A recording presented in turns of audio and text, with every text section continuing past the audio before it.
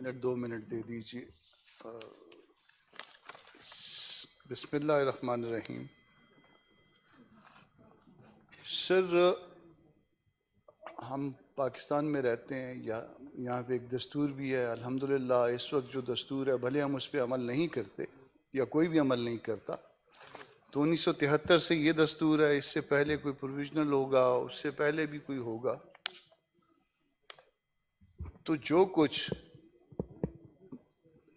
उस वक्त की मदर डॉक्यूमेंट में लिखा हुआ या उसकी किसी सबऑर्डिनेट लेजिस्लेशन में लिखा हुआ था, क्या जब ये दोस्त आए थे पाकिस्तान में तो उस मदर डॉक्यूमेंट को उस वक्त भी यही 73 का दस्तूर था, हमने इसकी मुताबिकत में उन दोस्तों को आने दिया था? चलिए, अगर दस्तूर में मौजूद कुछ नहीं था तो इसकी सबऑर्डिनेट लेजिस्लेशन में जो कुछ मौजूद था उसकी मुताबिकत में इनको आने दिया था। कहीं किसी ऐसे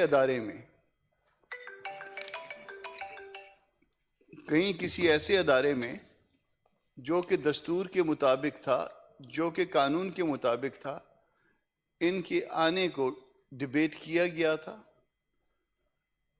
तो इस सवाल का जवाब हमारे पास आएगा कि नहीं।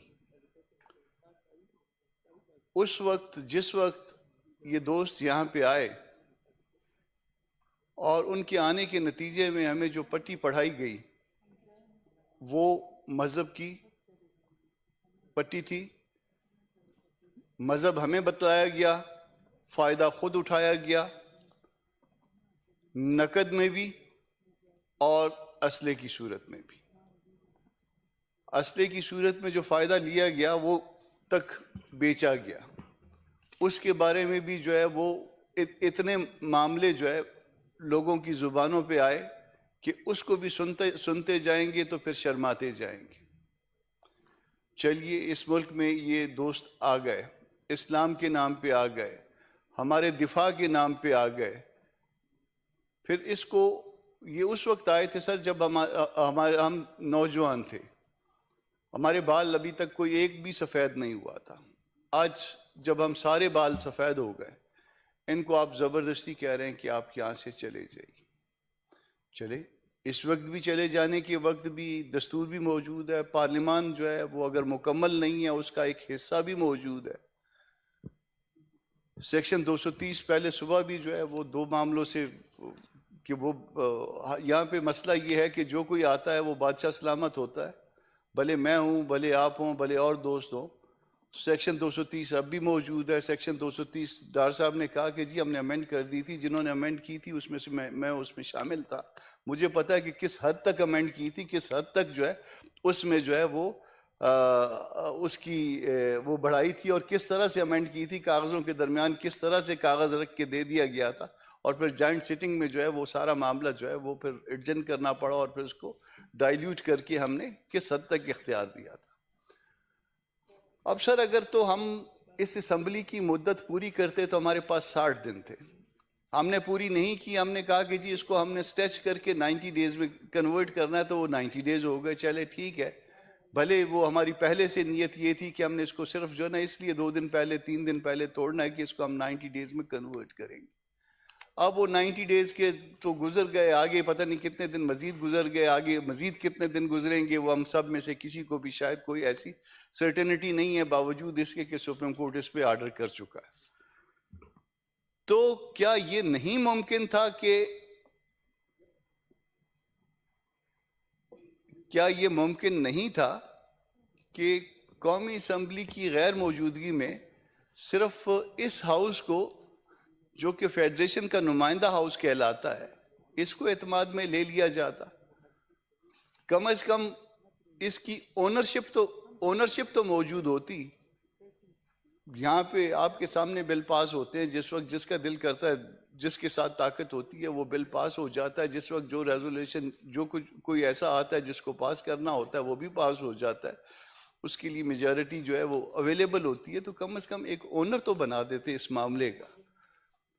ओनर कोई नहीं है सर। कम से कम हम इस मामले से बरात का ऐलान करते हैं कि हम इनके भिजवाने में हम शरीक नहीं हैं। ये हाउस इस मामले में भिजवाने का शरीक नहीं है।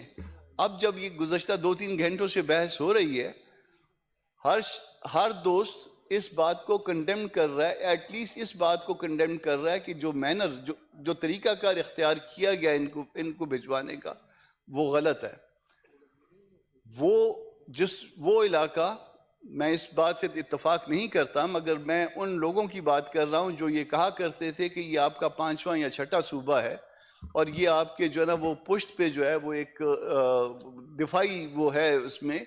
तो क्या वो 5वें या 6ठे सूबे वाली बात जो हमें पढ़ाई गई थी, हमें लिखाई गई थी, वो दोस्त ये सारे भूल गए?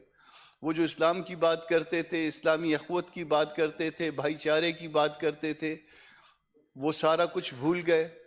वो जो पश्तून वली की बात करते थे, वो जो कहते थे कि जी यहाँ पे भी ज़ुबान जो है ना वो एटलीस्ट 25% लोगों की यही है और वहाँ पे भी 25% या 50% आधी आबादी की ज़ुबान वही है, इसलिए वो लोग अपनी ज़मीन पे हैं। तो क्या ये बात हम सारे भूल गए? तो आज हम उनको रुसवा करके निकाल रहे हैं इस बात पे कि इनके पास डॉक्यूमेंटेशन नहीं है। डॉक्यूमेंटेशन करना, उनको कैंपों में रखना किसका काम था? उनका काम तो नहीं था। जो आए थे, जो तशरीफ लाए थे, वो तो आपका काम था। आपने उनको शहरों में छोड़ा था। जब वो शहरों में आ गए, शहरों में जज़ब हो गए, यहाँ उनके बच्चे पैदा हो गए, जहाँ पे उन्होंने रहना सीख लिया, यहाँ उन्होंने उर्दू, पंजाबी, सिंधी, बलोची सारा कुछ बोलना सीख लिया, तो क्या उसके बाद आज उनके बच्चों को यहाँ से भिजवाना जो है और इस तरह से भिजवाना जायज़ है?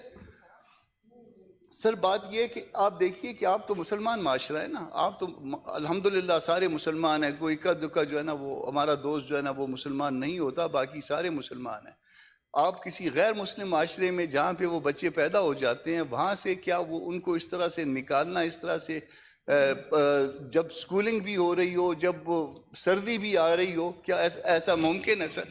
तो सर ठीक है, टाइम आपके पास कम है, मगर सिर्फ अर्ज़ ये है, मुझे जो तकलीफ़ होती है वो इसलिए होती है कि अगर आपने किसी को लाना है, आपने कोई अमल करना है, तो वो भी कानून के दस्तूर के मुताबिक करिए। अगर आपने दोबारा कोई ऐसा अमल करना है, वो भी कानून और दस्तूर के मुताबिक करिए। जिस दिन तक आप इसको तोड़ते रहेंगे, आप जोरावर हैं, आप उस पर अमल कर लेंगे, मगर हम आपको इसकी ओनरशिप नहीं दे रहे। बहुत शुक्रिया जी बाज़ई साहब।